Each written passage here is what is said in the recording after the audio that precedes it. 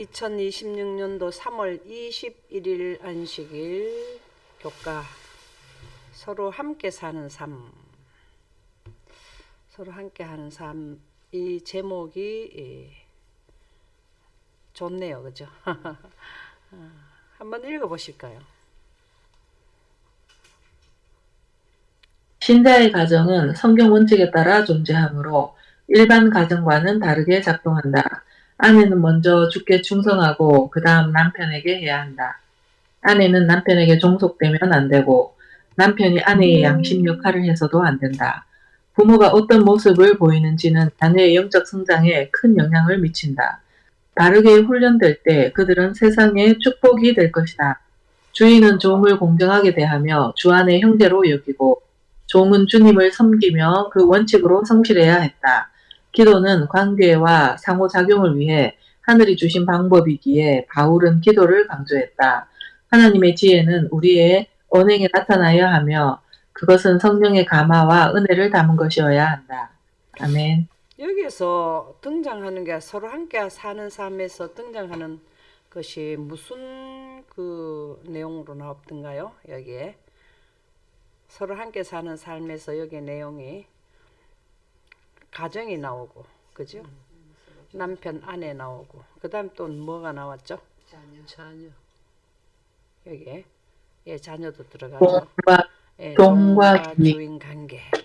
여기에서 서로가 살아가는데 어떻게 해야 되느냐를 우리가 일상 살아가는 것을 살펴보는 그런 안교 교과인 것 같습니다. 신자의 가정은 성경 원칙에 따라 존재하므로 일반 가정과는 다르게 작동한다. 성경 원칙은 어떤 원칙일까요? 성경 원칙은 성경이 우리에게 제시하는 원칙이 뭘까요? 사랑의 원칙.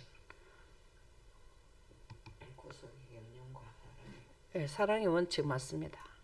그보다 더 자세하게 한다면 구속의 경륜. 영생의 원칙, 구속의 경륜, 이게 성경 원칙이죠. 우리 가정에는 뭐가 돼야 되나 하면은 성경 원칙에 따라서 작동이 되어야 된다, 그 말씀입니다. 그렇게 하면은 아내는 먼저 주께 충성하고 그 다음에 남편에게 하고 아내는 남편에게 종속되지 않고 이런 것들이 다 해결된다라는 거죠. 수직관계, 종과 주인의 관계, 다 그 내용으로 보시면 되겠습니다. 기억절 한번 볼까요? 읽어보실래요? 너희 말을 항상 은혜 가운데서 소금으로 맛을 냄과 같이 알아. 그리하면 각 사람에게 마땅히 대답할 것을 알리라. 아멘. 소금이라 한다 하면 우리가 간을 할 때 조금 덜 치면 싱겁고 너무 많이 치면 작고, 그렇죠. 이게 모든 게 적당하게 돼야 된다 이 말이죠. 그러니까 누가 높고 누가 낮은 게 아니라 동등 위치에서 생활을 해야 된다라는 말씀으로 우리가 이해할 수 있습니다. 일요일 소지 한번 보도록 하겠습니다. 첫 번째, 남편과 아내 관계. 이 쉽고 더 어려운 문제죠. 결혼해 보신 분들은 이 무슨 뜻인지 이해하지 않나요? 한번 읽어보세요. 아내는 먼저 주께 충성을 다하고 그 다음 남편에게 충성해야 한다. 아내는 남편에게 종속되어서는 안 되며 남편이 아내의 양심 역할을 해서도 안 된다. 참 맞는 말씀이죠. 그렇죠. 근데 남편한테 충성하는 것보다 먼저 주께 충성을 해라. 이게 무슨 말일까요? 이게 무슨 말일까요? 조금 전에 우리가 토요일 여기 시작할 때 뭐가 나왔습니까? 성경의 원칙. 그렇죠. 여기에도 일요일 소지에도 같은 원칙을 설명해 주신 말씀이다라고 생각됩니다. 하나는 먼저 합당하게 성경이 합당한 것으로 주께 충성을 하고, 남편이 안 믿는 남편 같으면은 성경 원칙을 모르는데 그 원칙으로 하면은 불화가 있을 수 있잖아요, 그죠? 그런데 먼저 주께 충성을 다 하면 아무리 안 믿는 남편일지라도 화합이 될 것으로 생각되어요. 생각이 처음에는 안 되지만 구속에 대해 경륜 하나님의 사랑을 실천하면 돌아올 것으로 생각이 됩니다. 신약 성경에는 그리스도인 가정을 위한 여러 지침이 포함되어 있다 그랬는데 에베소 5장 여기를 한번 볼까요? 보면은 전부 다 그 말이네요. 남편이 아내의 머리됨이 그리스도께서 교회의 머리된 것 같음이니 그가 바로 몸의 구주시라. 교회가 그리스도에게 하듯 아내들도 범사에 자기 남편에게 복종할지라. 근데 복종이 무조건 복종은 아니죠. 그렇죠? 예, 먼저 주께 복종하고 이렇게 나왔기 때문에 전제가 붙습니다. 그죠? 남편들이 아내 사랑하기를 그리스도께서 교회를 사랑하시고 그 교회를 위하여 자신을 주신 같이 하라. 이렇게 되면은 이런 가정은 어떨까요? 평화가 있는 가정이죠. 평화가 사랑이 유지되는 거죠. 우리가 이 영광 보존자들이 그 의견이 별로 없는 게 너무 좋지 않던가요? 뭘 하나 사건을 두고 의견이 크게 다르지를 않는 거 보면은 참 좋지 않나요? 그래서 이렇게 된 가정이라면은 어떻게 될까요? 행복한 가정이 될 것으로 생각됩니다. 연희신에 보면은 이런 말씀이 있더라고요. 하나님의 품성을 가정의 부모들이 자녀들에게 하나님 품성을 가린다 그래요. 같이 교회를 다니면서도 가린대요. 무슨 말씀인지 이해가 나요. 왜 교회 그 장로님이나 목사님이나 일반 교인들의 자녀들이 교회를 안 나올까요? 이유가 있을 거 아닙니까? 저들은 뭘 보고 하나님의 품성을 가리는 가정은 그렇게 되는 거예요. 하나님의 품성이 영광인데 영광으로 예언이 나오고 이런 것들을 제대로 이해시켜 주지 못했기 때문에 저도 요번에 그 방학 때 외손자한테 그 이런 이제 예언하고 얘기를 해줬더니 정말로 그래요? 막 이러면서 영광에 대해 설명해주고 그래요? 그런 걸 들어보지를 못했는데요? 막 이러면서 막 애가 놀래가지고 몇십 년 그러면서 빛으로 옷을 입어야 되는데 영광 가운데서 우리가 빛으로 옷을 입니다. 그래요? 그러면서 막 좋아가지고 그렇게 하더라고요. 그래서 이는 곧 물로 씻어 말씀으로 깨끗하게 하사 거룩하게 하시고 이게 무슨 말씀입니까요? 물로 씻고 말씀으로 깨끗하게 한다. 이게 뭘까요? 침례. 물로 씻고 말씀으로 깨끗하게 하는 거. 침례도 맞긴 맞아요. 침례만 바꾼 물로 씻는다고 해서 그 침례 받는다고 해서 우리가 정결 하게 됩니까? 말씀으로 깨끗하게 하사 이거 거룩하게 되고 이게 뭔 말일까요? 이게 성령 침례를 받든지 영광이 임재되든지 하는 거. 이게 거듭남을 의미한단 말이죠. 그죠? 물과 성령으로 거듭난다는 말씀이 여기서는 물로 씻어 말씀으로 깨끗하게 한다. 성경은 저자가 성령이라 그랬지 않나요? 그죠? 그래서 물과 성령으로 깨끗하게 한다. 이 말씀은 성경 말씀인데 원본으로 하면은 영광이고 영광 가운데 구름의 빛이 있기 때문에 하나님의 거룩한 빛으로 성령으로 거룩하게 된다. 그러면 자기 앞에 영광스러운 교회로 세우사. 이렇게 될 때 뭐가 된다고요? 교회가 영광스러운 교회로 세우사. 티나 주름 잡힌 것이나 이런 것들이 없이 거룩하고 흠이 없게 되게 하려 함이라. 이게 뭘까요? 예수님께서 초대교회 세웠는 게 무슨 교회를 세우셨어요? 그리스도교. 예? 예수님 그리스도교. 그리스도교를 다르게 한다면 영광교회. 예, 영광이 나가는 교회로 영광을 나가게 하는 교회로 하신 게 초대교회입니다. 초대교회가 제자들이 뭘 받았어요? 성령. 늦은비 성령을 이른비 성령을 받았잖아요. 네. 그렇죠? 예. 그래서 유대 교회가 그 기능이 다 했다는 것은 그걸 못했기 때문에 예수님께서 그리스도 초대교회를 세우셨다고요. 그래서 사람이 부모를 떠나 그의 아내와 합하여 그 둘이 한 육체가 될지니 이 비밀이 크도다. 나는 그리스도 교회에 대하여 말하노라.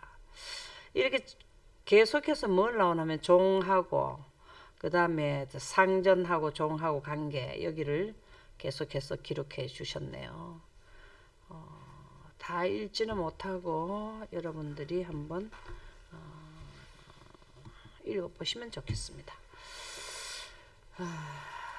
이게 아까 요거였고 골로새서 3장 18절 이게 전부 다 이 말이야. 아내들아 남편에게 복종하라. 이는 주 안에서 마땅하니라. 계속 그 말이죠. 여기도 보면은 뭐 종들이 자기 상전에게 범사에 순종하고 기쁘게 하고 여기에서 보니까 이렇게 해야 되는 게 우리도 위에 누가 계시기 때문에 우리도 하나님의 종이 되지 않습니까? 상전들이 종들이 상전에게 어떻게 해야 되냐 범사에 순종하게 하듯이 우리도 하나님께 그렇게 해야 된다. 이 범사에 내 자신이 선한 일을 본을 보이며 교훈에 부패하지 아니함 단정한감 책망 없이 바른 말을 하게 하라. 뭐 이런 전부 다 이 관계에 대해서 설명을 해 주셨어요. 내용은 다 그런 내용이더라고요. 이 내용이 전부 다 그래요. 그 다음에 베드로전서 요걸 또 한번 볼게요. 친히 나무에 달려 그 몸으로 우리 죄를 담당하셨으니 우리는 우리로 죄에 대하여 죽고 의에 대하여 살게 하려 하심이라. 그가 채찍에 맞음으로 너희는 나음을 입었도다. 이 내용이 뭘까요? 이 내용이 의에 대하여 살게 하려 하심이라. 이 말이 무슨 말씀일까요? 구속의 경륜을 통해서 살게 해주셨다는 말씀. 예. 여기 의에 대하여 살게 했다라는 것은 뭐 때문에 의에 대하여 살게 됐을까요? 우리가 의에 대하여 살게 된 게 영광으로. 영광 때문에. 그때 영광이 개통됐잖아요. 그죠? 네. 그거를 지금 여기에게 설명을 해주지 않나요? 그죠? 이 무슨 말인가 하면은 이러한 내용들로 가지고 가정이 화합이 돼야 된다 이 말이잖아요. 그죠? 여기 보면은 그 아내의 행실로 말미암아 구원을 받게 하려 할 것이라. 뭐 전부 내용이 어디로 해야 되냐면은 성경의 원칙대로 삶을 살아야 된다는 걸 계속 이 성경에는 우리에게 지금 제시해 주는 성경은 그렇다고 봐야 됩니다. 그래서 보면은 오직 마음에 숨은 사람은 온유하고 안정한 심령이 썩지 아니할 것으로. 썩지 아니하는 게 또 뭡니까? 상하거나 새하거나 썩지 않는 게 뭡니까? 네. 영광. 그래서 남편들아 이와 같이 지식을 따라. 이 지식은 무슨 지식이라 그랬습니까? 위에 있는 예, 위의 것을 찾는 하나님을 지식. 아는 지식. 하나님을 아는 지식이 뭐라고요? 구속의 대경륜, 그 다음에 영생의 원리 이런 것으로 해서 지식을 따라서 너희 아내와 동거하고. 이 말이 전부 다 무엇을 말해요? 성경의 원칙을 따라서 남편이나 저기 아내나 생활을 해라. 그렇게 하면 뭐 한다? 행복한 가정을 이룰 수 있다. 우리가 결혼을 해서 믿는 가정이라고 다 행복하진 않아요. 안 믿는 가정보다는 좀 낫더라고. 낫기는 낫는데 그런데 보면은 뭐 하냐면은 또 완전히 마음이 일치되지는 않아. 그게 무슨 의미를 하냐, 의미가 되냐. 성경 원칙대로 안 살게. 성경의 원칙대로 안 살겠다. 성경의 원칙대로 하면은 무슨 마음을 가지는 게 될까요? 사랑을 하고 더 아끼고.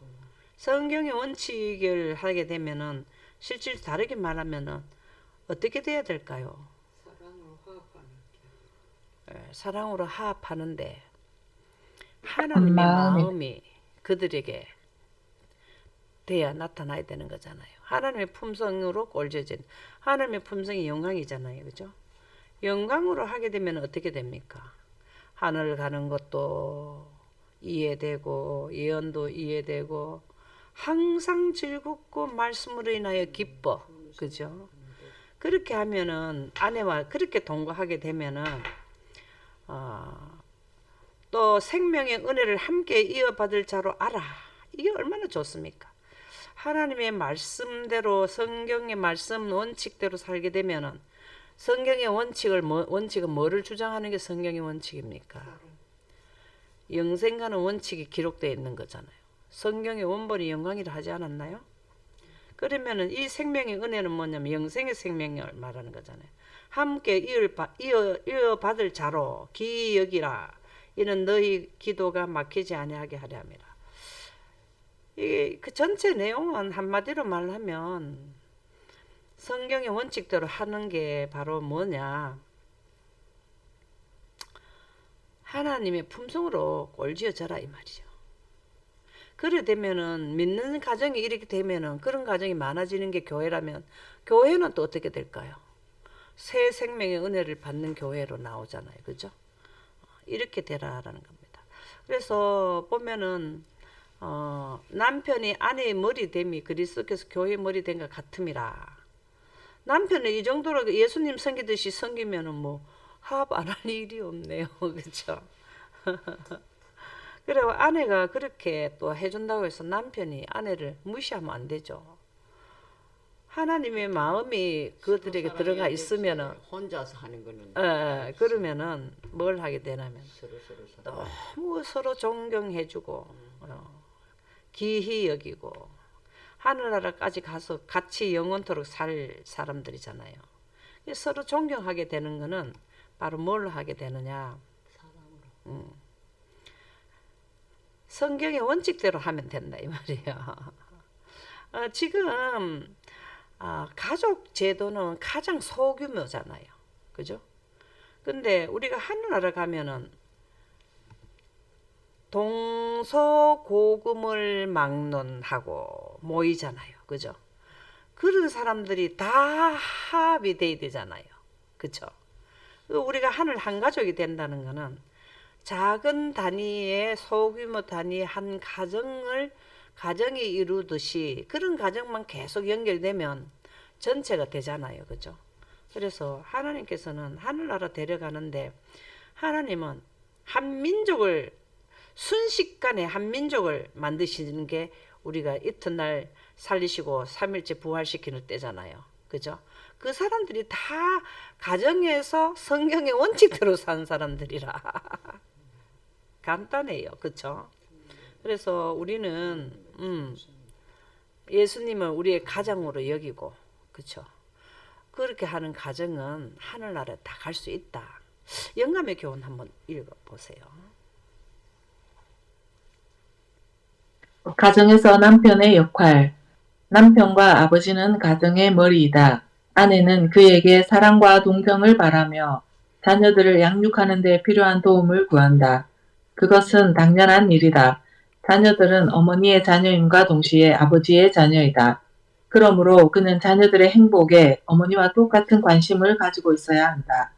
무엇보다 그는 하나님을 사랑하고 경외하는 마음과 그분의 말씀의 교훈으로 지배를 받으므로 자녀들의 발길을 옳은 길로 인도할 수 있어야 한다. 아멘. 여기에서 아주 그 좋은 말씀이 나오잖아요. 그죠? 자녀들을 옳은 대로 옳은 길로 인도하는 거는 뭐라 그랬습니까? 말씀의 교훈. 말씀의 교훈.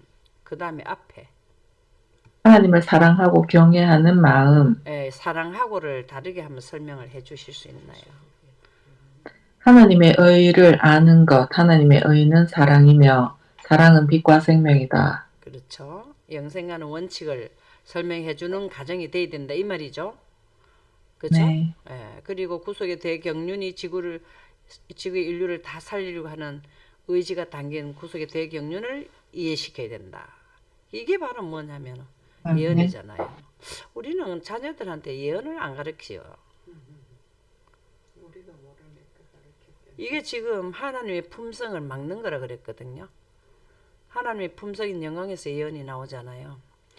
하나님을 소개해 줄 사람들을 통해서 하나님이 가려진대요. 영감의 말씀에 보면은. 여기에 보면은 세상의 빛을 비추는 가족 되게 도와주소서. 이게 우리가 돼야 돼. 이 빛이라는 거는 영생과는 생기기도 하고 빛은 과거, 현재, 미래를 보게 하는 예언을 할 수 있는 거잖아요. 여기 한번 읽어보실래요? 월요일 소지. 부모가 어떻게 소통하고 훈육하는지는 자녀의 영적 성장에 큰 영향을 미친다. 교훈과 모범을 통해 바르게 훈련된 자녀는 가정, 교회, 사회의 축복이 될 것이다. 아멘. 아멘입니다. 여기에 보면은 영적 성장에 영향을 미쳐야 되는 게 부모예요. 우리가 제사장이 아버지가 제사장이잖아요. 가정에 제사장이 뭔가를 모르면 됩니까? 제사장 하는 그 단어가 나오게 된 게 뭐가 있기 때문에 제사장이 된다 그랬습니까? 뭐가 있기 때문에 제사장이라는 단어가 나오게 된다고? 제사 제도가 있기 때문에 제사장이 제사제도는 뭐 때문에 제사제도가 나왔습니까? 하나님의 영광을 보존하는 이스라엘 예수님의 백성들이 그 모형의 제도에서 제사 지냈는 거는 사실은 무엇을 축소한 겁니까? 십자가. 하늘 원령의 제도를 축소한 거죠. 영광을 축소한 거. 구속의 대경륜이 축소된 거잖아요, 그죠? 네. 그 말도 맞아요. 영광을 드러내는 것도 맞고 그 전체의 절기와 성막 제도에 있는 모든 기구 이런 것들은 다 구속의 대제도를 설명해 주는 거고 영광을 나타내는 거거든요. 그거를 지금 우리가 못하고 있는 거예요. 그게 자녀의 영적 성장에 큰 영향을 미치는 내용들인데 그걸 못하고 있다 그 말이에요. 그래서 주 예수님 하나님께서 이것이 주를 기쁘시게 하는 일입니다. 골로새 3장 20절에는 이 말은 예수님이 하나님이 기쁠 때가 언제일까요? 가장 기쁠 때가 언제일까요? 경배 받을 때. 경배 받을 때. 이게 경배 받을 때 어떻게 할 때? hun성을 논할 때. 하나님의 뜻을 이해해 줄 때입니다. 하나님의 뜻을 내 마음을 이해해 주는 게 제일 기쁘다는 거. 내 하나님의 뜻이 뭡니까? 구속의 경륜. 아멘입니다. 예언입니다. 구속의 대경륜입니다. 이게 우리가 마땅히 행할 길을 아이에게 가르치라. 그래야 늙어도 그것을 떠나지 아니하리라. 아이의 마음에는 미련한 것이 얽혔으나 징계하는 채찍이 이를 멀리 쫓아내리라. 우리가 지금이라도 자녀들에게 뭘 해줘야 되냐면 이걸 해줘야 돼요. 그래서 예수님께서는 어린 아이를 용납하고 내게 오는 걸 금하지 말라. 천국 이런 사람의 것이라. 이 무슨 뜻일까요? 무슨 뜻일까요? 그것이 어린 아이. 순수성이지 않겠어요, 그죠? 순수하게 잘 가르치면 하늘을 잘 어린이처럼 순수하게 따라가. 신명기 6장 6절에서 7절은 무슨 말씀이 있는지 한번 읽어보시길래요. 오늘 내가 내게 명하는 이 말씀을 너는 마음에 새기고 내 자녀에게 부지런히 가르치며 집에 앉았을 때에든지 길을 갈 때에든지 누워있을 때든지 일어날 때에든지 이 말씀을 강론할 것이며 아멘. 그 무슨 뜻일까요? 이게 구속의 경륜을 아이들한테 예언을 부지런히 아멘입니다. 이게 반복해서 성경의 얘기를 원칙을 해. 하나님의 뜻이 구속의 대경륜이에요. 예언이에요. 이걸 부지런히 가르치라는 거. 그러면은 절대로 떠나지를 않게 돼 있어. 왜? 어느 시간에 언제인 줄 알면은 그 아이들이 그 떠나겠습니까? 얼마나 아이들이 요즘 아이들 똑똑하고 이해가 되는 건데 그렇잖아요. 그래서 내 아들아 내 아비의 훈계를 들으며 내 어미의 법을 떠나지 말라. 아비가 훈계를 지대로 해야 뭐 되지 뭐. 어미가 뭐 하나님의 구속의 대경이나 의와 공평의 법을 말을 해줘야 알지 뭐 안 그러면 뭐 어떻게 되겠습니까? 그래서 부모가 먼저 이거를 해야 돼요. 그래서 이 골로새서 3장 21절이 참 좋더라고요. 아이들아 너희 자녀를 노엽게 하지 말지니 낙심할까 함이라. 이게 무슨 말일까요? 저는 아이들이 교회 안 나오는데 억지로 데리고 가는 부모들이 지금 많잖아요. 네, 맞아요. 그러면 아이들하고 엄마하고 너무 힘들어해요. 근데 어떻게 해야 될까요? 엄마가 모범을 네, 성경의 원칙을 교육을 계속 해줘야 된다고. 예수님이 왜 예수님이 됐을까요? 똑같던 우리 사람하고 똑같았는데 마리아가 영광의 보존자여서 아멘입니다. 그 크게 마리아가 경전을 통해서 얘기해줬어요. 예수님을 옆에서 영감의 성경의 원칙대로 제시를 해줬는 부분들이 예전에 나오거든요. 그래서 이 그 마리아와 저기 그 침례요한의 어머니는 영광 보존자 집의 자녀들이라. 특별히 그래서 그들이 뭘 했냐면은 침례요한의 어머니가 되고 그 다음에 예수님의 어머니가 되는 거예요. 그냥 아무나 성령의 감동을 받는 게 아니에요. 성령을 구해야, 성령의 본질을 깨달아야, 속성을 알아야, 그래야 보존자가 되는 거잖아요. 그죠? 성령을 꼭 구해야 된다고 주신다 그래야 돼 진짜. 하나님을 아버지로 아는 지식은 어떻게 우리에게 필요한 치유를 가져다 줄 수 있습니까? 필요한 치유. 우리가 지금 필요한 치유는 뭘까요? 우리가 필요한 치유는 뭘까? 가장 기묘한 치유일까요? 사망에서 생명으로 옮기는 거. 아멘입니다. 이게 아버지를 아는 지식은 구속의 대경륜이거든요. 이것으로 해서 우리는 사망에서 생명으로, 옮김을 이 땅에서도 우리가 마음이 편안해지는 게 마음의 위로를 받는 거잖아요. 우리가 우리의 미래를 알게 된다면 마음이 안정이 되고 평화가 오잖아요. 그렇죠? 내 미래가 불확실하면 노후가 굉장히 두려운 게 가장 우리가 살아가면서 노후, 걱정. 이 땅에 사는 것만 해도 그런데 영멸 이거 생각하면은 우리가 위로를 받는 것은 말씀으로 이게 아버지를 아는 지식이 바로 뭡니까? 구속의 대경륜이죠. 영감의 교훈 한번 읽어보세요.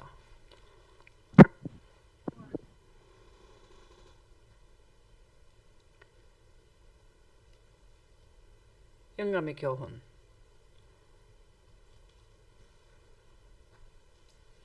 이 규칙은 부모에게는 모든 억압을, 그죠? 자녀들에게는 모든 불순종을 금하고 있다. 주님은 사랑과 구별과 진리로 충만하신 분이시다.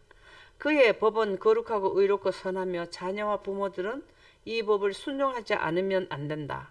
부모와 자녀들의 생애를 규제하는 규칙은 무한하신 사랑의 소유자에게서 흘러나오는 것이며 하나님의 풍성하신 축복이 당신의 법을 가정에서 집행하는 부모들과 이 법을 순종하는 자녀들에게 임할 것이다.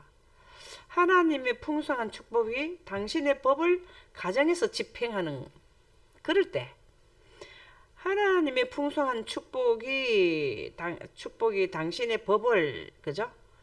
이게 뭘까요? 당신의 법을 가정에 집행하는 부모들과 이 법을 순종하는 자녀들에게 임할 것이다. 당신의 법을 가정에서 집행하는 게 뭘까요? 구속의 경륜법. 아멘입니다. 의와 공평의 법이죠. 영광과 구속의 대경륜법이죠. 그렇게 될 때에 풍성한 축복이 가정에 임한다는 거예요. 저도 이 영광 공부하기 전에 이거를 알았으면은 가정생활에 굉장히 더 좋았을 것 같은데 나중에 이거를 깨닫게 되었어요. 직업관계.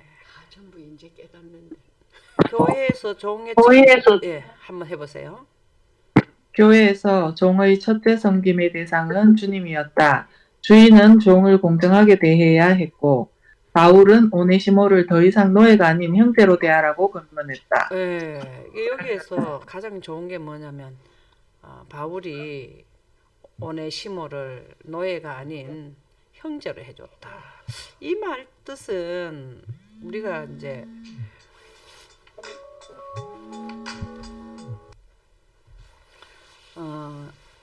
여기에 보면은 무슨 일을 하든지 마음을 다하여 주께 하듯 하고 사람에게 하듯 하지 말고 이는 기업의 상을 주께 받은 줄 아나니 너희는 주 그리스도를 섬기라. 불의를 행하는 자는 불의의 보응을 받으리니 주는 사람을 외모로 취하지 않으십니다. 이게 뭔 말일까요 지금? 종을 형제같이 대하라 라는 내용의 말씀에서 이 내용을 말씀해 주셨거든요. 그래서 우리도 보면은 너희에게도 하늘의 상전이 계심을 생각해라는 거예요. 우리가 종이라고 해서 무조건 무시하지 말라라는 그런 내용의 말씀이 되겠습니다. 예, 예, 예. 그래서 참 이 그 옛날에 그 모세의 법에 대한 노예에 대한 거는 지금 그 미국에서 노예 제도하고 했던 그런 차원하고는 다르다고 그래요. 여기에서 나오는 거 보면은 이게 보면은 여기에 나와요. 서구 사회에서 볼 수 있는 인류에 대한 재앙이자 끔찍한 범죄 행위였던 가증스러운 노예 제도와는 사뭇 달랐다. 종이 되는 게 옛날에 종이 되는 옛날에 거는 종들은 막 진짜 무시했잖아요. 이때 당시에 그 나오는 모세 당시의 종이라는 거는 빚을 못 갚거나 이럴 때 종으로 돼 갖는 거잖아요. 그죠? 예, 그거하고는 좀 다르다라는 말씀으로 여기에 말씀해 주셨고 내용 자체는 무슨 내용이냐 하면은 복음은 종과 노예 관계를 어떻게 바꿨습니까? 종과 노예 관계에서 뭐가 됐습니까? 형제 관계로 했죠. 그래서 이것이 복음이 어떠한 인간관계 원칙보다 더 높은 원칙이 된다는 사실을 생각해 보십시오. 우리도 뭡니까? 사실은 사망의 메인 종이 되었었잖아요. 사망의 종이 되었잖아요. 그런데 네. 하나님께서 뭐라고 해주셨습니까? 사망에서. 형제로 이걸 생각해. 절대 사람을 무시한다거나 이런 걸 하지 말라는 거죠. 그게 성경의 원칙에 의해서 하면 복음으로 맺어진 한 형제라는 거야. 사도 바울 선생님도 종을 형제로 그렇게 해줬다라는 거죠. 그래서 종 수직 관계나 그 다음에 가정에서나 화목하게 하려 하면은 성경의 원칙대로 하면 된다. 그 말씀이 되겠습니다. 영감이 교훈 한번 보세요. 노예제에 대한 원칙. 주의 영이 계신 곳에는 자유함이 있느니라고 사도는 선언하였다. 회개할 때 노예는 그리스도의 몸의 한 지체가 되므로 그와 같은 사람은 형제로서 사람의 축복과 복음의 특권에 있어서 그의 주인과 유업을 함께 누리는 이로써 사랑과 대접을 받아야 하였다. 반면에 종들은 그들의 의무를 수행하되 눈가림만 하여 사람을 기쁘게 하는 자처럼 하지 말고 그리스도의 종들처럼 마음으로 하나님의 뜻을 행하여야 하였다. 예. 아멘. 참 이렇게 되니까 또 주인이 잘해준다고 해서 주인 같은 위치에 올라가면 안 되는 거죠. 그래서 여기 보면은 참 고린도후서 3장 17절 좋지 않습니까? 주의 영이 계신 곳에는 뭐 한다고? 자유함. 이걸 한번 설명을 이게 수직 그 종하고 관계를 지금 여기에서 나올 때 이 내용이 나왔는데 이거를 어떻게 설명을 하면 좋을까요? 노예제에 대한 원칙으로 이게 고린도후서 3장 17절이 나왔거든요. 주의 영이 계신 곳에는 자유함이 있느니라. 이게 무슨 말씀을 해주시려고 이렇게 영감의 말씀이 나왔을까? 주의 영이 계신 데는 노예나 예. 주인이나 예. 다 같이 자유할 수 있다. 이 말씀입니다. 맞습니다. 주의 영이 계신 곳에는 그 하나님의 복음을 받아들이면은 나중에는 다 동일하게 빛의 옷을 입고 우리가 자유함을 되잖아요. 빛의 옷을 입기 전에도 마음이 종하고 그 주인하고 관계가 얼마나 화목한 관계. 그 아브라함하고 그 아브라함의 종 그 이름이 뭐죠? 그 얼마나 관계가 좋았습니까? 그죠? 네. 예. 네. 그래서 아브라함은 유산을 그 종에게 다 주려고 그랬잖아요. 얼마나 맞아요. 그렇게 했습니까? 그리고 또 충성을 다해서 그 먼 거리에 이삭의 아내를 그 진짜 보통의 일입니까 그거? 그 두 관계가 진짜 너무 좋더라고. 그게 다 뭐 때문인가? 주의 영이 함께 했기 때문에 그렇다는 거예요. 그렇죠? 그래서 그렇게 하면 종도 하늘나라를 간다. 수혈 소지 서로를 위해 기도해라. 한번 읽어보실까요? 바울이 사용하는 강력한 표현은 우리가 어떤 모습으로 기도해야 하는지 알려준다. 기도는 관계와 상호작용을 위해 하늘이 주신 방법이다. 상호관계 기도는 관계와 상호작용을 위해 하늘이 주신 방법이다. 서로를 위해서 기도하고 그렇죠? 우리가 주로 서로를 위해서 기도하려면 뭐가 내용이 좀 들어가면 좋겠습니까? 여기 기도 내용이 나오거든요. 서로를 위해서 기도하는 거 나오거든요. 골로새서 4장 2절에서 4절 한번 읽어보실래요? 기도를 계속하고 기도에 감사함으로 깨어 있으라. 또한 우리를 위하여 기도하되 하나님이 전도할 문을 우리에게 열어주사 그리스도의 비밀을 말하게 하시기를 구하라. 내가 이 일 때문에 매임을 당하였노라. 그리하면 내가 마땅히 할 말로써 이 비밀을 나타내리라. 이걸 아멘. 우리 한번 설명을 해 주실 수 있나요? 기도를 서로를 위해서 기도를 하라는데 기도 내용이 여기 나왔어. 골로새서 4장 2절에서 4절에. 후속의 경륜을 전할 수 있도록. 아멘입니다. 기도할 때 구속의 경륜을 그리스도의 비밀을 말하는 것은 구속의 대경륜을 예언을 알려준다는 말이거든요. 상대방의 네. 예언을 모르면은 그 사람을 위해서 기도해서 예언을 알려주는 게 이게 전도할 문이라고. 기도 내용이 이거라는 거예요. 아멘. 감사하지 않. 그렇게 하면은 마땅히 할 말로서 비밀을 나타내시리라. 누가 하나님께서 역사해 주신다는 거잖아요. 네. 그죠? 이거 얼마나 아멘. 중요한 내용입니까? 기도하는데 우리가 다른 사람을 위해서 기도하는데 지금 우리도 아픈 분을 위해서 지금 기도해요. 그거는 육적인 것을 위해서 기도해 주는 거고 영적인 것을 영생을 위해서 기도해 주는 게 진짜 기도라는 거예요. 이게 진짜 전도라는 겁니다. 그게 뭐냐면은 예언을 할 수 있도록 이게 굉장히 중요하지 않습니까? 그렇죠? 네. 아멘. 구하지 않으면 주어지지 않을 것을 믿음으로 드린 기도에 대한 응답으로 우리에게 주시는 것이 하나님의 계획의 한 방편이다. 이렇게 아까 우리가 했는 골로새서 4장 2절에서 4절의 내용이 이렇게 하는 것이 하나님의 계획의 한 방편이래요. 우리와 동료들에게 말 안 하면은 하나님은 이렇게 하나님의 계획의 한 방편이 뭐냐면 사람을 통해서 전도하기로 했거든요. 그렇죠? 우리가 아멘. 지인한테 자꾸 전하게 되지 모르는 사람한테 이렇게 잘 전해지던가요. 그래서 이렇게 하는 거를 뭘 해야 되나 하면은 쉬지 말고 해야 되고 항상 해야 된단 말입니다. 이게 성령이 말할 수 없는 탄식으로 우리를 친히 강구하신다. 아까 도와주신다 그랬잖아요. 쉬지 말고 해라는 거예요.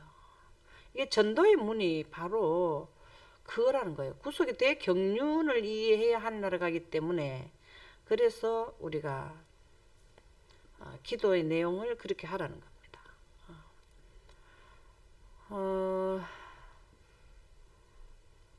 영감의 교훈을 한번 읽어보실까요? 사탄의 고안, 기도가 필수적인 것이 아니라는 생각은 사탄이 영혼을 멸망시키기 위하여 고안한 가장 성공적인 방법이다. 기도는 지혜의 근원이며 능력과 평안과 행복의 근원이 되시는 하나님과의 교통이다. 예수님은 심한 통곡과 눈물로 아버지께 기도하셨다. 바울은 신자들에게 모든 일에 기도와 간구로 너희 구할 것을 하나님께 아뢰고 쉬지 말고 기도하라고 권면한다. 야고보는 서로 기도하라. 의인의 간구는 역사하는 힘이 많으니라고 말한다. 아멘. 아멘입니다. 자, 의인은 의를 깨달은 자가 의인이거든요. 그러면 하나님께서 성령의 말할 수 없는 탄식으로 하나님의 그 성령이 역사해 주시는 말이잖아요. 그렇죠? 역사하는 힘이 많으니라. 이렇게 예수님은 심한 통곡과 눈물로 아버지께 기도하셨다. 왜 이렇게 심한 통곡과 눈물로 매일 기도하셨을까요? 기도 내용이 뭐였을까요? 예수님의 기도 내용이 뭐였을까요?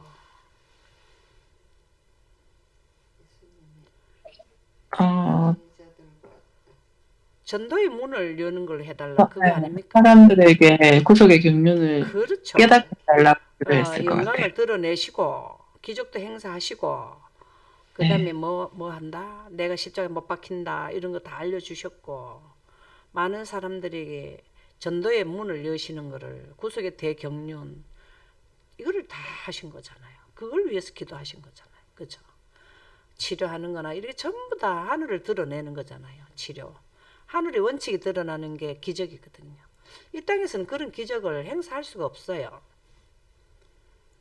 우리가 이 땅의 이 땅에서 일어나는 원칙 이외에 다른 원칙이 들어와서 행해지는 걸 기적이라 하잖아요.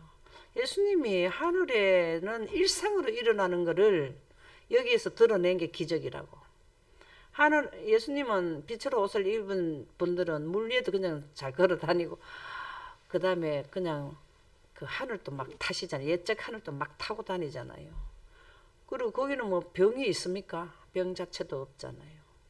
근데 여기 와서 병 자체 없는 원칙인 영광으로 사람들을 치료를 해갖고 눈먼 자고 뭐 38년 된 안전병에도 고치시고, 이게 다 뭘 했냐면 하늘에 드러내신 거잖아요. 그렇죠? 그게 전도의 문이라. 그런 거를 언제 또 할까요? 늦은 비 성령 받고 그러면은 그 뭐 하는 거예요? 늦은 비 성령 받고 우리도 병 고친 거 하고, 이적을 그다음에 행하고 방언도 하고 표적을 이적도 행하는. 하고 환경 지배권도 나타내. 예수님 환경 지배권 날 하셨죠? 네, 성남 파도도 잠잠하라 그러니까 잠잠해서 환경 지배권 하셨나요? 그거를 하셨어요. 하게 될 때 그게 뭐가 되는 거라고? 그렇게 할 때 뭐가 된다고? 하늘의 원. 전도하게 많이 된다고. 전도의 문이 열린다 이 말이에요. 전도의 문이 열리는 거라고. 네, 그렇죠? 지금은 우리가 능력을 행사해서 하지는 않아도 원리를 설명해 주는 것도 전도의 문을 여는 거예요. 영광 아멘. 설명해 주고 드러내고, 예수님이 영광 드러내는 게 기적 행사인 게 영광의 그 가운데, 그 구름 가운데 하나님의 성령인 하나님 빛의 능력을 받아 가지고 병을 고쳤잖아요. 그렇죠? 그게 영광을 드러내는 거거든요. 그러면은 그것으로 해서 전도가 많이 됐다고. 우리가 왜 능력을 받아야 되느냐? 지구 전체에 이 전도의 문을 여는 거잖아요. 그렇죠? 지혜로 행하라. 지혜라 하는 거는 뭘까요? 여기 보면 예의 바른 것 이상으로 뭐라 그랬습니까? 성령의 감화를 통해 하나님의 그렇지. 은혜를 담은 말이어야 이게 한다. 지혜라. 성령의 감화가 뭘까요? 성령의 감화를 하는 거는 다르게 표현하면 뭘까요? 성령의 감동, 그 영광 가운데서 일어나잖아요. 영광을 그렇죠? 영광을 깨달을 아, 때 영광을 선포하는 게 지혜로 말을 하는 거라고. 하나님의 영광으로 인해서 예언도 해주고, 또 영광 가운데 빛의 옷을 갈아입는 이런 말씀, 또 그다음에 창조도 하나님의 영광으로, 재창조도 하나님의 영광으로, 이런 것들을 성령의 감화라는 거는 영광을 설명해 주는 거거든요. 성령은 하나님 빛이지만 감동 감화 파장을 일으키고 그 능력이 행사되는 것은 구름 가운데 하나님 빛이 있을 때에, 그럴 때에 이제 생기가 들어가고, 또 영혼이 살 수 있도록 영생의 에너지가 쏟아져 나오는, 이게 영광이잖아요. 이런 거를 해주라는 거예요. 이런 내용을 해주는 게 지혜로운 말을 한다라는 것입니다. 여기에 보면은 우리가 알 수 있는 그리스도인으로서 가장 중요한 진리는 뭘까요? 중요한 진리가 뭘까요? 답이 나오는데 뭘까요? 가장 중요한 영생을 진리가 얻을 뭘까요? 이겁니다. 영생의 원리. 딴 거 없어요. 그리스도인 예수님을 섬기는 자들은 하늘나라 갈라고 뭐 섬기지, 뭐 시간 다 빼갖고 거기에다 투자하고 그러겠어요. 그죠? 뭐 때문에 그래요? 뭐 때문에 그럴까요? 영생 영생을 얻으려고. 그럼 영생은 어디에서 영생으로 이루어지던가요? 십자가의 믿음으로. 그거는 과정이고, 네. 결과적으로 명확하게 될 때는 어떻게 될 때? 빛으로 옷을 입어야 돼. 아멘입니다. 영광 가운데서 우리가 영생을 얻는단 말입니다. 이게 가장 중요한 진리예요, 진리. 그렇죠? 이것은 우리 스스로는 결코 알 수 없었던 진리이다. 이 진리를 들었거나 계시를 통해서 알게 된 것은 하나님의 말씀을 통해 우리에게 알려졌다.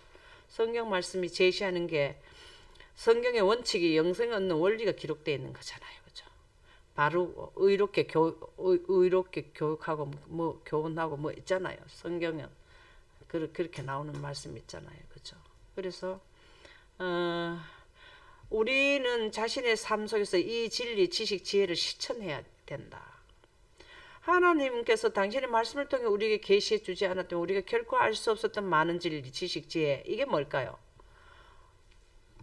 하나님께서 우리에게 계시해 주지 않았다면 알 수 속의 경륜, 아멘입니다. 이 지식과 지혜는 단순한 지식이나 그저 알아야 할 무언가 우리에게 주신 것이 아니다. 그렇죠? 영생의 원리가 영생의 원리를 하는 거잖아요. 그렇죠? 네. 참 어마어마한 내용들이죠. 외인에게 대해서는 지혜로 행하여 세월을 아끼라. 너희 말을 항상 은혜 가운데서 소금으로 맛을 낸것 같이 하라. 그리하면 각 사람에게 마땅히 대답할 것을 알리라. 지혜로 행하여 세월을 아끼라. 이게 뭘까요? 세월을 아끼라.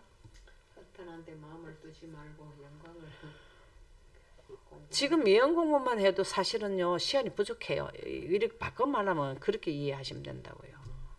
그래서 항상 은혜 가운데서 소금으로 맛을 낸 것 같이 하라. 이 모든 하나님의 말씀을 바르게 전달해라 이 말이죠. 그렇죠? 예언을 그렇게 할 때 각 사람에게 마땅히 대답할 것을 알리라. 우리가 이렇게 이런 생각으로 이런 거를 실천을 하게 되면 사람들에게 마땅히 할 것을 우리가 대답할 것을 안다라는 거죠. 우리가 지금 사람들이 질문하고 예수님의 제자들도 예수님한테 물어봤잖아요. 세상 것처럼 어찌 되겠습니까? 뭐 이렇게 지금 현재도 아유 그러면은 종말일 것 같은데 언제쯤 이게 되겠어 이러면은 우리가 날짜 시기는 몰라도 잎이 푸르르면 여름이 온 줄 알고 뭐 이런 게 있잖아요. 우리가 예언 가지고 설명을 해줄 수 있잖아요. 아 지금 셋째 천사 기별 전하고 나면은 세월이 다 끝나게 세상이 끝납니다. 그런 내용들을 우리가 설명을 해줘야 되잖아요. 그죠?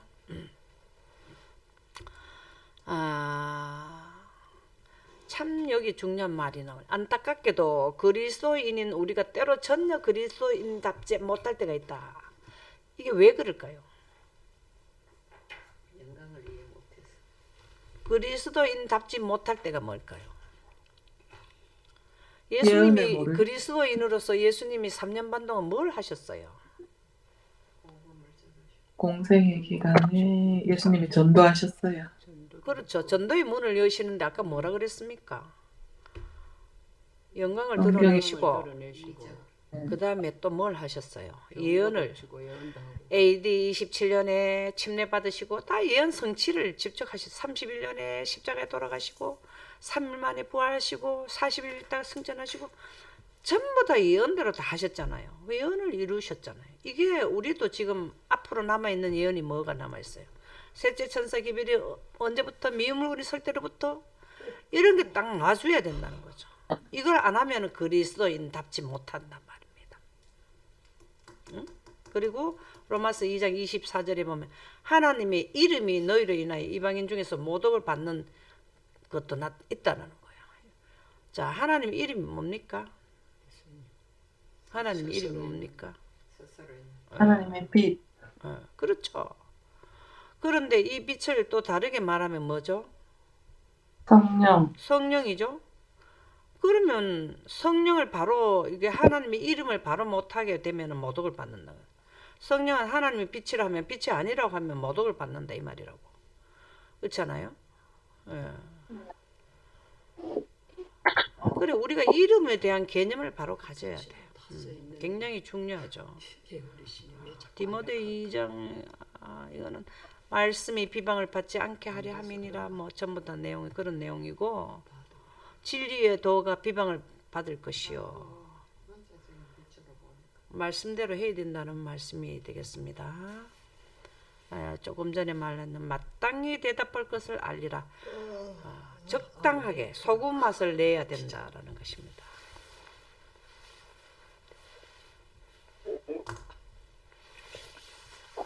자, 영감의 말 교훈을 보도록 하겠습니다. 은혜를 끼치는 말. 너희 말은 항상 은혜 가운데 소금으로 고루한 같이 하라. 무릇 더러운 말은 너희 입 밖에도 내지 말고 오직 덕을 세우는 데 소용되는 대로 선한 말을 하여 듣는 자들에게 은혜를 끼치게 하라. 이 성경 말씀에 비춰보면 산상에 사신 그리스도의 말씀이 농담, 실없는 소리, 상스러운 대화 등을 정죄한다는 것을 알 수 있다. 그 말씀은 우리의 말이 진실할 뿐만 아니라 순결하기를 요구한다. 우리는 늘 입에서 뭐가 나와야 되냐면 하나님의 품성으로 말을 해야 돼요. 여기서 전체 내용은 그 말입니다. 더 깊은 연구를 위하여 보도록 하겠습니다. 조금 전에도 말했지만 우리 믿는 가정은 일반 가정보다는 다르게 작동해야 되는데 왜 그러냐면 성경 원칙에 따라서 해야 되기 때문에 그렇다는 내용이고요. 성경 원칙은 이제 조금 전에 우리가 했는 영생, 그죠? 영생하게 되는 원칙인 하나님의 영광, 생명의 빛과 생명수, 그게 영광이잖아요, 그죠? 그걸 깨달아야 돼. 그것으로 적용이 되는 교회, 가정 이렇게 돼야 된다는 겁니다. 가정의 모든 구성원은 가족의 평안함과 질서와 규칙성을 높이는데 각자에게 역할과 책임이 있음을 깨달아야 한다. 서로 반복해서는 안 된다. 모두가 한 마음으로 피차의 선한 일을 격려해야 하며 모두 온유함과 인내를 가지고 오래 참으며 낮고 차분한 어조로 말하며, 자, 소리 너무 크게 하지 말라는 말이에요. 음성을 낮추랍니다. 차분하게 하랍니다. 자녀들한테 소리를 지르고 말하지 말라네. 혼란을 피하고 어머니의 짐을 덜어주기 위해 각자가 최선을 다해야 한다. 가정의 구성원은 각각 다른 가족들로 더불어 연합하여 행하도록 자신에게 기대되고 있는 자기 몫을 알아야 한다. 6살 이상, 저거 요번에 이거 하면서 이거를 가지고 참 교훈을 받았어요. 6살 이상의 모든 자녀들은 각자 지고 가야 할 생애의 과제가 있음을 이해해야 한다. 참 가정에 조그만 어린이들이 어머니 일을 돕는 가정을 보니까 참 좋더라고요. 만일 우리가 빛 가운데 행한다면 마땅히 그리스도께서 우리의 심령과 가정에 거하시도록 할 것이다. 여기 빛이 뭘까요? 이 빛이라는 게 오를 행시. 성령. 그렇죠. 영생가는 생명의 빛에 대해서 이해를 한다면 그리스도께서 그리스도의 심령과 가정에 거하시도록 할 것이다. 이제 우리 가정을 어떻게 해야 된다는 건 이제 이해가죠. 그죠? 가정이라는 말 그대로의 의미가 그것에 드러나야 한다. 가정은 지상의 작은 천국이 돼야 된다. 자, 천국은 조건이 뭐가 있어야 천국이 됩니까? 예수님이 계신 천국은 왜 물과 천국이고 천국은 뭐가 있으면 천국입니까? 하나님의 빛이 있으면은 천국이고, 아멘입니다. 태양빛만 있으면 질병과 아픔과 고통이 있고 어려움이 있는 곳이죠. 작은 천국이라는 건 빛 가운데 행해야 돼요. 창세기 1장 3절의 빛을 그 하나님의 이름이죠. 그 속성, 본질을 깨닫으면 지상에서 작은 천국을 이룬다. 우리의 행복은 가정에서 서로에 대한 사랑과 공감, 진정한 예의를 갖고 나가는 데 달려있다. 자기는 자기 중심적 사고를 버리고 작은 일에서라도 다른 사람들로부터 받은 호의에 감사를 표할 기회를 찾아야 하며 부드러운 친절과 작은 사랑의 행동으로 다른 이들을 격려하고 그들의 슬픔과 짐을 덜어주고 경감시킬 기회를 살펴야 한다. 가정에서 시작하여 가정 밖으로 확장되는 이러한 세심한 배려는 삶의 행복을 이루는 데 도움이 된다. 이렇게 가정에서부터 행하고 더 이어서 사회까지 하게 되면은 삶의 행복이 이루어진다고 나오네요. 반면 이런 작은 것들을 소홀히 하면 삶의 괴로움과 슬픔이 쌓이게 될 것이다. 자, 괴롭고 슬프게 살 겁니까? 감사하면서 살 겁니까? 그거의 근본은 빛 가운데 행해야 된다라는 말씀입니다. 그래서 빛 가운데 행하게 되면은 지상의 작은 천국이 가정이 된다. 그런 내용의 말씀으로 교훈을 주셨습니다. 이것으로 마치도록 하겠습니다.